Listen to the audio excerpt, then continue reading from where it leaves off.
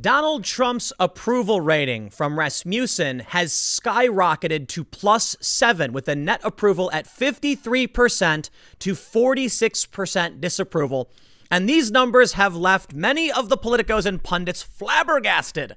How could Rasmussen have Donald Trump up 7 points in his approval rating? That makes no sense, because all the other polls are so deeply underwater. And I think it's important to point out, look, you got some polls saying in the past week or so, Donald Trump was -22. And for the most part, I think nobody has any idea what's really going on. The polls are wild and insane, but you cannot discount two important things. First, Donald Trump has had a series of major victories, 3 historic peace agreements. He's now being honored with an award. You also have the fact that the riots have been crushed, and you have the relativity of the failures of the Democrats. You know what I mean? Like, you look at the Democrats and they're so nuts, Trump looks better by comparison. The other issue to consider is that Rasmussen was the most accurate pollster on election night 2016. So it's maybe better to take Rasmussen at their word, but it is strange because they're the only ones that have Trump doing this well. Some have pointed out that Rasmussen is showing right now Donald Trump's approval rating among black voters and Hispanic voters is ridiculously high, and no one believes it. But you know what? The latest poll shows 33% of black voters approve of Donald Trump. These are likely voters. And that's been replicated by numerous pollsters. Perhaps what's really going on is, just like in 2016, the polls were tracking incorrectly. They're unable to accurately track Donald Trump's real base. And I'll tell you this, I know it may be a bit anecdotal, but I recently had a conversation with some locals who told me in my area where it's D+8, like very Democrat, they're tired of it. And everyone they know has decided to vote for Donald Trump. Could it be that all the polls are wrong and Rasmussen, who was the most accurate on election night, is still the most accurate today, showing us the real numbers? Maybe that's all wishful thinking. I think we really just don't know. You look at all these polls and you can be hopeful, but a lot of people on the left are accurately going to point out, saying things like Tim is just feeding these people what they want to hear. Maybe. Or maybe they're just not accepting that there is something else going on. The polls may be wildly incorrect, and they don't make sense that all of these polls are so negative when Trump just signed 3 historic peace agreements. The riots are ending. So the reason why I think this is coming after the riots ended is because at the same time as Trump's approval rating is skyrocketing, support for Black Lives Matter is tanking. One poll showing they've dropped 12 points from their high at 67%. But according to Civic's polls, support for Black Lives Matter has been cut in half. They've lost all of their yearly gains. Support is now net 9%, meaning there's still a decent amount of people in this country who support Black Lives Matter, but it has fallen below 50%. That I find truly incredible. So if there's any reason to think Donald Trump's approval rating would be skyrocketing, I think it is, multi-factored. But I think the riots play the biggest role. And now we can see from a segment I covered earlier this morning, the White House siege, the big protest planned in front of the White House, canceled because they're scared of Donald Trump. So let's do this. Let me show you the polls, show you what Rasmussen is saying and why they may be the most accurate, while keeping in mind, take it all with a grain of salt, this could all be wrong and Trump may be losing. I don't know. And the polls are wild and unpredictable. But I think it's at least important that we have a conversation about what Trump has done that's working well, the riots ending, the Middle Eastern peace deals, and how the Democrats are kind of spiraling out of control, paving the way for a possible Trump victory, a very serious victory. Before we get started, head over to timcast.com/donate if you'd like to support my work. There are many ways you can give. There's a P.O. box if you want to send me stuff. But the best thing you can do, share this video. I do not have a big marketing department, and if you think what I'm saying is important, sharing it is seriously, seriously helpful and powerful. Let other people know what's going on. If you think I'm actually getting you good and rational information, then it's important. Also, don't forget to hit the like button, the subscribe button, the notification bell. Let's read this report from Rasmussen. They say, Daily Presidential Tracking Poll. The Rasmussen Report's daily presidential tracking poll for Friday shows that 53% of likely U.S. voters approve of President Trump's job performance. 46% disapprove. The last time the president's job approval reached a high of this number was in September 2019. The latest figures include 44% who strongly approve of the job Trump is doing, and 40% who strongly disapprove. That gives him a presidential approval index rating of +4. They go on to say Gallup, now that Gallup has quit the field, Rasmussen Reports is the only nationally recognized public opinion firm that still tracks President Trump's job approval ratings on a daily basis. If your organization is interested, blah, blah, blah. So they compare Donald Trump to Barack Obama. We can see that as of right now, it appears Donald Trump's approval rating is 53%. At the exact same time in Obama's term, it was 49%. I think it's fair to say we may be looking at a Trump landslide. Now, of course, you might be saying, Tim, why should I trust these polls? They're all crazy and wrong. Well, I show you this from December 5th, 2016. Rasmussen Reports calls it right. They straight up say our final poll was the closest among all pollsters who correctly picked Hillary Clinton to win the popular vote. We had Clinton up by 1.7%. In reality, she won the popular vote by 2%. And we can see Rasmussen Reports was the most accurate. The media created a false narrative about the 2016 presidential campaign, and most polling reinforced it. Now, listen, I got to show you this because I want to be reasonable and fair. I don't want to give you a false sense of security or fear, if you hate Trump, by insinuating that this is proof Trump's going to win. The polls are all selective. But I think Trump ending the riots, and I think these peace agreements are amazing. And my opinion's flipped, very much so. But while Donald Trump's approval rating is up in the aggregate to 44.8, which is pretty good for his presidency, his disapproval has gone up. At the same time, his approval rating has gone up. We can see Rasmussen has Donald Trump at +7. The Economist, just a couple days earlier, -9. Now, I can't tell you why Politico Morning Consult has Trump at -22. And then we have back at the end of August into the first 2 weeks of September, Gallup has Trump at -14. CNBC, which is and Change Research, a Democrat firm, -10. I have no idea. I really, really don't. A lot of people are going to highlight the negative ones and they're going to say, aha, Trump's approval is the worst. It's the worst. This proves Trump is bad. Conservatives and people on the right are going to say, whoa, look at this. Trump's better than ever. And of course, the framing of this video is Trump's approval is skyrocketing amid, the ending of the riots. That's just my opinion. And so I want to make sure you see this and we do a sort of a bias check. Maybe we're all wrong about this. But, I tweeted, I felt like +7 was hard to believe. I said, even I find this hard to believe. But a lot of people pointed out, he's done a lot of really great things. Let me show you the first thing. So here we have a bunch of quotes that James Wood has posted from Democrats pertaining to the riots. You have Ayanna Pressley, there needs to be unrest. You have Kamala Harris, protesters should not let up. You have Maxine Waters saying, if you see anybody from that cabinet, get in their face. And Nancy Pelosi saying, I just don't know why there aren't uprisings all over the country. This is probably Trump doing well relative to what the Democrats are doing. When the riots are sweeping across the country and people can see this, they start to realize, because everything is based on relativity and perspective in politics and, in many circumstances, they see what the Democrats were saying. They see what's happening and they see Trump ending it. And thus, many people then probably say, good job, Trump. For instance, Shelby Talcott, this for the Daily Caller, tweeted this out. The White House siege has apparently been canceled. The D.C. General Assembly said, it is with a heavy heart that we announce the cancellation of today's General Assembly. We simply cannot justify risking anyone's safety. The right to assemble and speak freely is under heavy direct attack, tagging Donald Trump and Adbusters. Adbusters, of course, the magazine which launched Occupy Wall Street. If the far left is saying they will not be engaging in more civil unrest, it was supposed to be this big White House siege. Well, they said it was going to be nonviolent. It was going to be in front of the White House. But because of Donald Trump, of course, they view it negatively. But what about regular people who don't like this? Well, they probably view it positively in that while both sides will attribute the end of the riots to Donald Trump, one side is happy that it happened. And so you probably have a lot of regular people who are now saying, I like what Trump is doing. The riots are stopping. The feds have gone in. OSP deputized. Boom. Rioters gone. That was Donald Trump. Of course, there are many far leftists and social justice activists who are upset by it, but they hated Trump in the first place.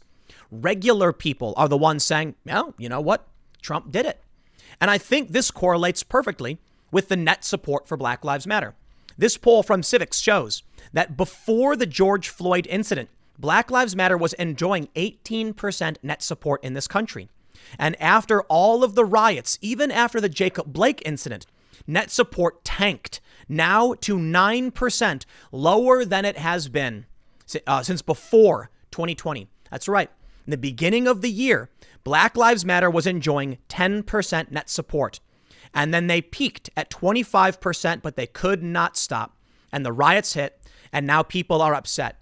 If Black Lives Matter support is tanking, around the exact same time Donald Trump's approval rating is skyrocketing, according to Rasmussen, who was accurate in 2016, I believe it's fair to say that is directly correlated. Now you can move on from there and also see the Harris poll showing 38% of sport fans say NBA is too political as the reason they are watching less. We've seen similar things with the NFL. While not the most political of issues talking about sports, why would Donald Trump's approval rating be going up now? Because he's been calling out critical race theory. He's been calling out the riots and condemning this. And I tell you what, you probably had a lot of people who said, I don't care about the president. I just want to watch the Lakers game. But then all of a sudden, Black Lives Matter on the floor. All of a sudden, the game didn't come because the NBA, it was in Milwaukee, because of Jacob Blake. They went on strike and the game didn't happen. They came back the next day. But how many people were like, dude, I don't care about this? So that's what I find fascinating about the Black Lives Matter support. After the Jacob Blake incident, which triggered many more riots, support for Black Lives Matter didn't go up at all. It stayed at 11% and then fell. After the George Floyd incident, support for Black Lives Matter skyrocketed. Then the riots happened. I think regular people, maybe you call them sleeping giants or the silent majority, have been woken up by the absurdity of the riots and the politics being injected into their sports, and now they're unhappy with it. And when they look around and they see the riots coming to an end, they're happy with that. And Donald Trump did that. But there are other issues. I think it would be unfair to ignore the fact that Donald Trump has done a really good job with these peace agreements. From the BBC, Trump hails dawn of new Middle East with UAE, Bahrain, Israel deals. Also, there's the Kosovo deal. And I think, Donald Trump has, it's tremendous. It really is. In fact, the breaking news as of today, Kosovo awards Trump with Order of Freedom for peace efforts. Kosovo's awarded U.S. President Donald Trump on Friday with one of the country's highest honors for his government's efforts on peace and reconciliation in the former war-torn region. President Hashim Thaçi awarded Trump with Kosovo's Order of Freedom for his exceptional contribution for the freedom of Kosovo and the strengthening of peace and reconciliation in the region. The honor is given to local and foreign citizens for their high contribution in defending Kosovo's freedom. Trump's administration has been working to normalize relations between Serbia and Kosovo, two former Balkan war foes. And 2 weeks ago, Serbian President Aleksandar Vučić and Kosovo Prime Minister Avdullah Hoti signed an economic normalization deal at the White House. I am inspired, I am grateful, and I am ecstatic and elated. This is all just really, really great news. These peace agreements, for me, probably rivaling the riots with an issue I really care about. Now, there's a challenge for me. What do I care more about?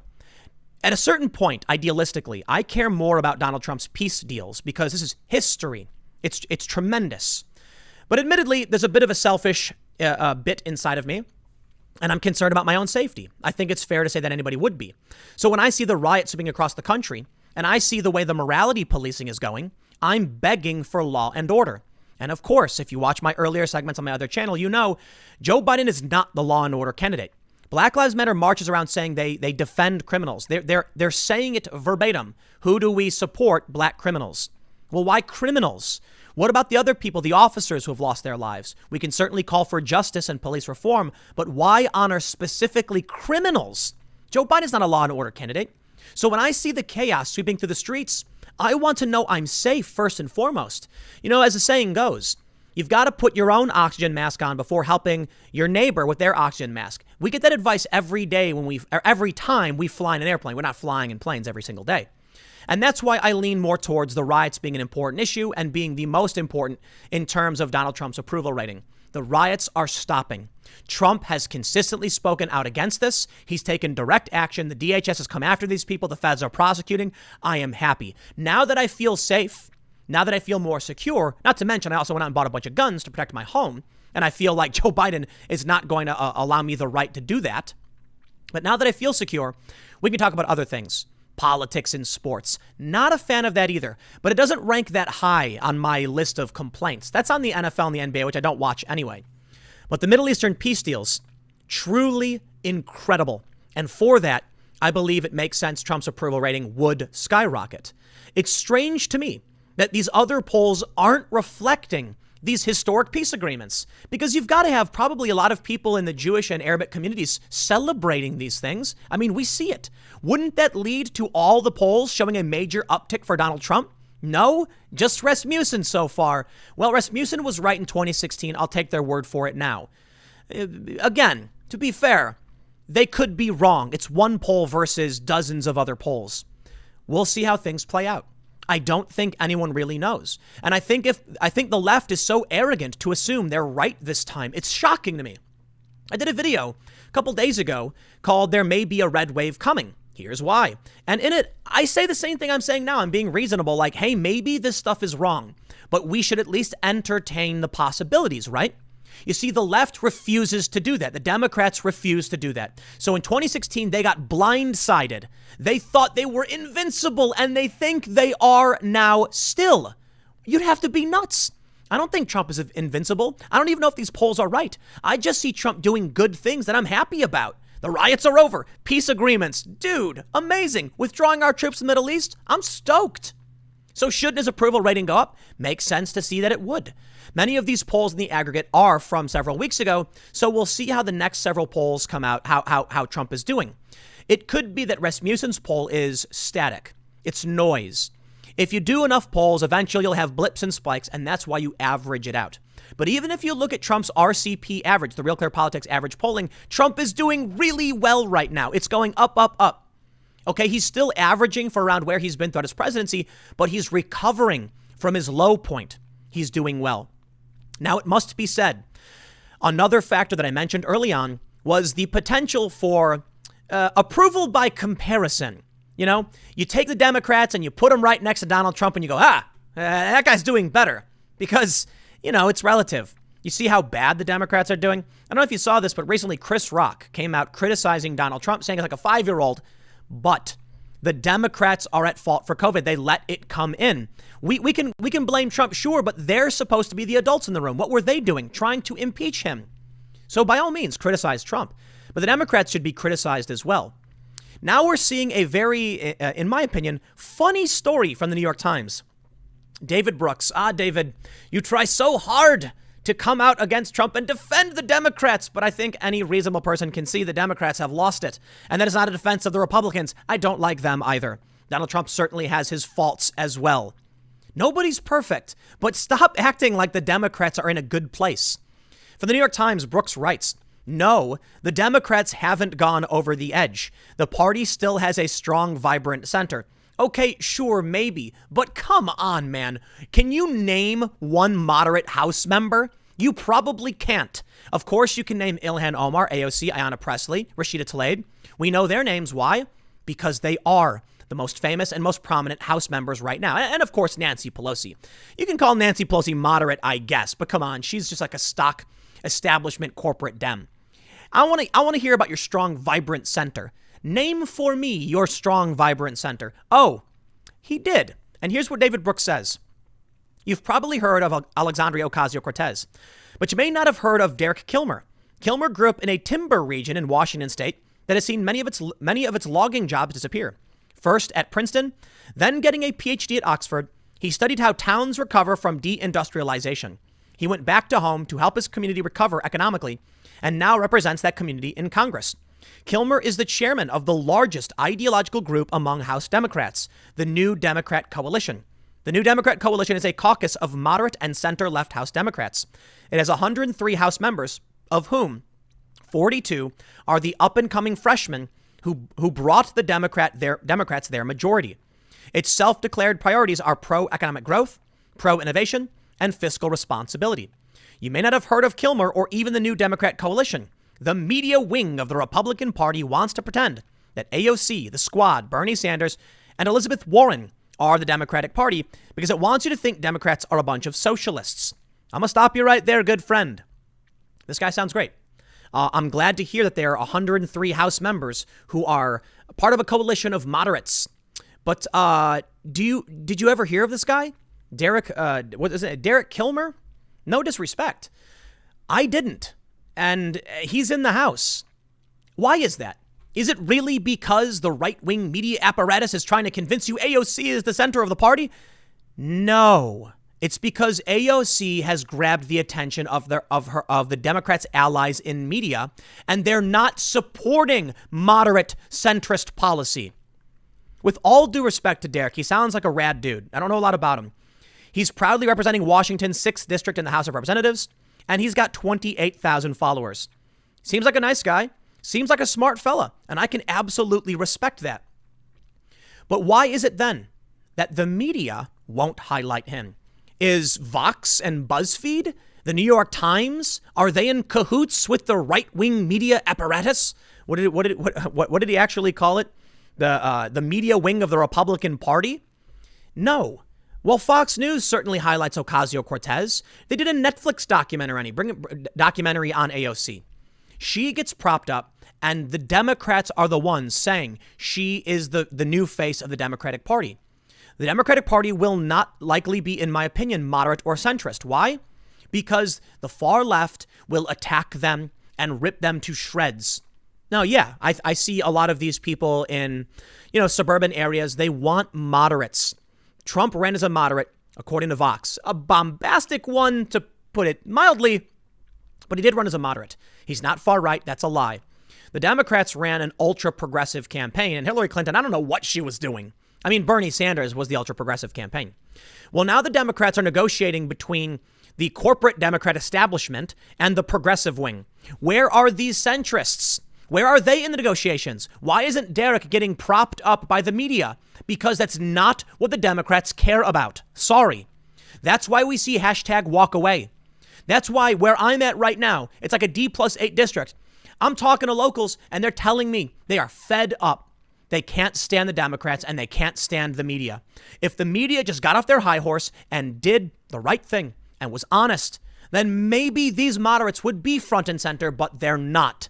So why is Donald Trump's approval rating going up? Probably the things he's done. But what will help Donald Trump win? I'll tell you this.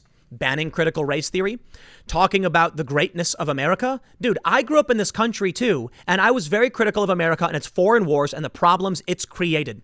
But you know what? This country is still amazing.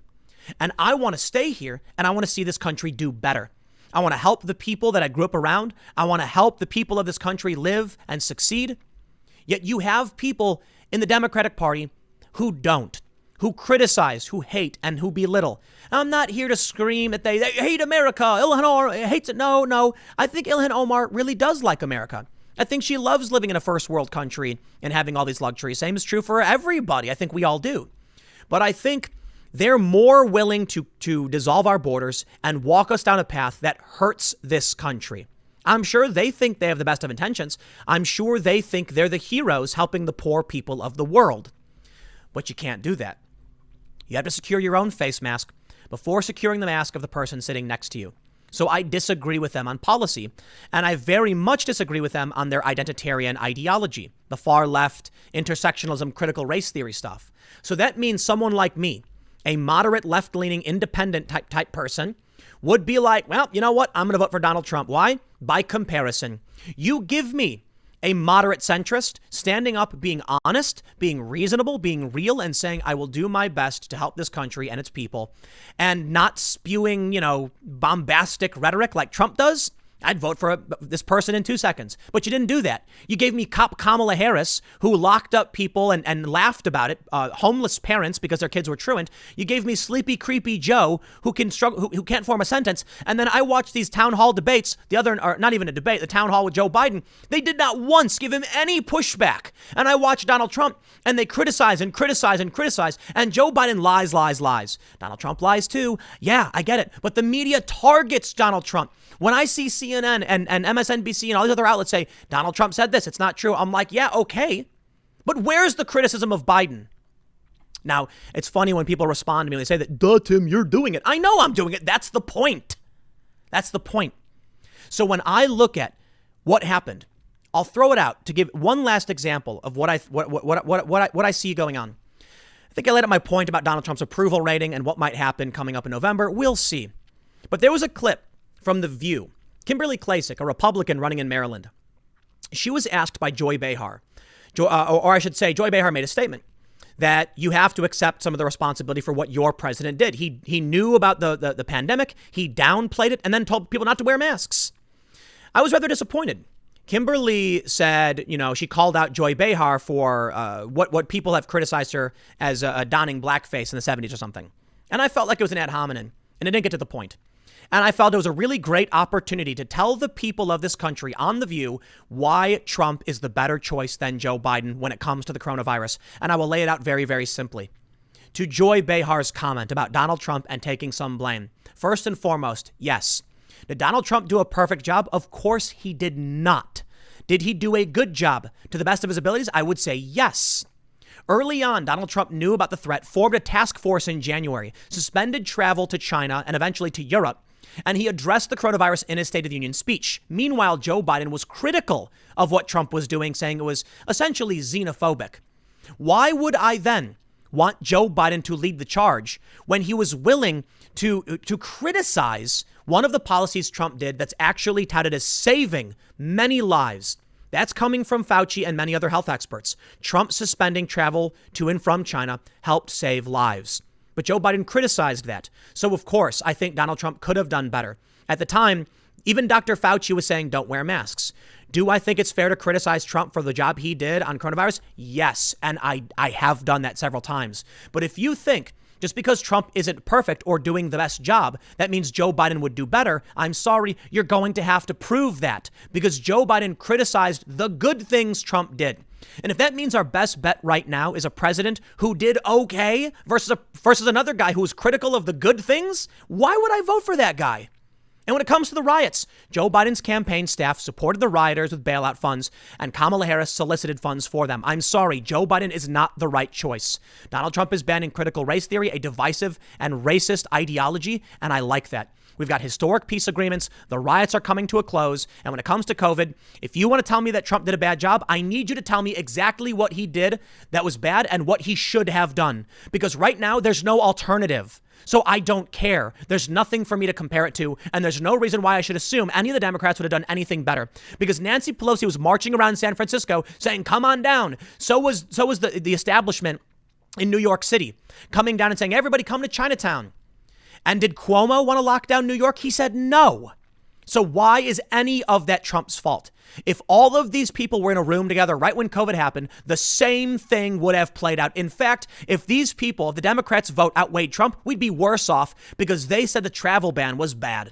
Or to be fair, Joe Biden didn't specifically say that. He just said, we don't need Donald Trump, his xenophobia and racism, and we're not going to solve this with a travel ban. Turns out the travel ban worked. So on a scale of 1 to 10, I don't know where to put Donald Trump's job. They're saying 200,000 dead is too much. That's Trump's fault. But the New York Times said it was going to be 1 million to 6 million. Could we then frame it as though the New York Times predicted 1 million deaths and we were only at 200, meaning Trump saved 800,000 lives? You see how they play the framing game? You've got to give me something tangible. The Democrats didn't offer me anything tangible in terms of what they could have done to protect people's lives. Instead, they locked down the economy, which caused more chaos and strife for the American people.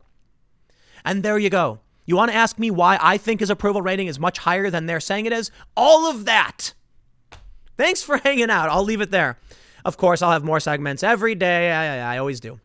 The next segments will be coming up at 6 p.m. at youtube.com/TimCastNews. It is a different channel, and I will see you all then.